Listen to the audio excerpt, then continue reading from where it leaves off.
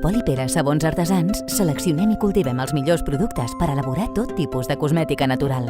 Sabons artesans, tractaments corporals i cutanis, articles de bany, productes terapèutics i ambientadors. Especialistes en detalls per celebracions i dies especials, regals d'empresa, tot tipus de lots i cistelles de benvinguda de nadons. D'elaboració 100% tradicional, utilitzem ingredients de màxima qualitat i respectuosos amb el medi ambient per elaborar productes que cuidin la teva pell.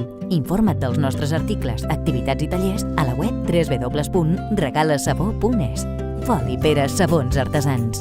El millor detall per la teva pell.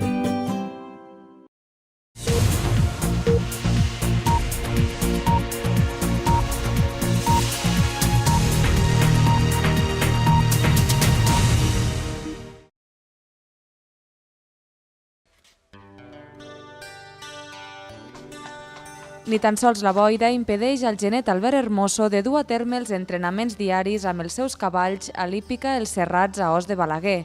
Finalitzada una gran temporada, entre altres fites en destaca la tercera posició al Campionat d'Espanya de complet i la participació als Jocs Eqüestres Mundials de Normandia, una de les proves més complicades i exigents del món.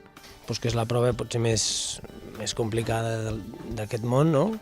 Amb els millors genets i els millors cavalls del planeta i, corrent amb l'equip espanyol estem vuitens, que la veritat és que barallant-nos amb els països que ens han barallat és un bon resultat i ha sigut una experiència personal també molt enriquidora. Entre els diferents objectius per a aquest 2015, una il·lusió, la classificació per als Jocs Olímpics de Rio el 2016.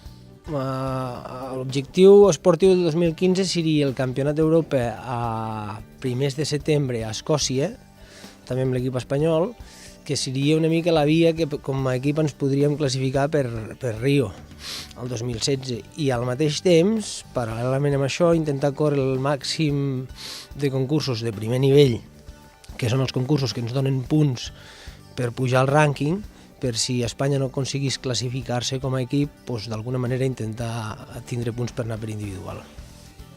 El genet balaguerí, però, té clar que aconseguir la classificació per als Jocs no els ha de fer perdre els objectius diaris de treball, constància i esforç.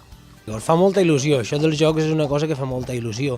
El que passa que, al final, per nosaltres el més important és viure dels cavalls amb certa dignitat, quedar bé amb els clients i amb la gent que confien en nosaltres perquè fiquem els seus cavalls en valor i al final feu tot amb una certa calma i amb una certa il·lusió. Si arribem als Jocs, millor. De vegades, quan mirem al cim de la muntanya, ens entrampossem amb la pedra que tenim a davant.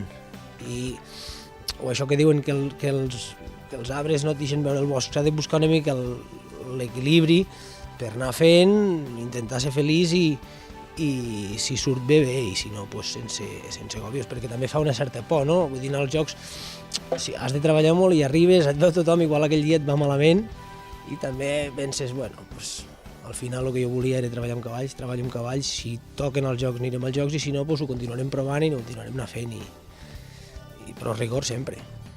L'Albert porta al seu ADN la disciplina del complet, una competició en la que participa en 3 proves. El primer dia és una prova de doma, on hi ha uns jutges que valoren, diríem, per explicar d'alguna manera, millor l'elegància i el port, la submissió i la connexió entre cavall i genet. Al segon dia hi ha una prova de camp a través, que és una certa distància que pot ser entre 4 i 8 quilòmetres, al camp a través i vas saltant obstacles naturals que et vas trobant, hi ha salts amb els que et reps a l'aigua, hi ha rases, hi ha una mica tots els perfils que pots trobar a l'exterior, al medi natural, i després, al tercer dia, hi ha una prova de salt en pista, és el que coneix tothom. Net d'un humil ferrer d'un petit poble del Prepirineu, aquest genet de prestigi internacional ha demostrat que el món dels cavalls no està restringit a l'elit, sinó a una història de passió, talent i il·lusió.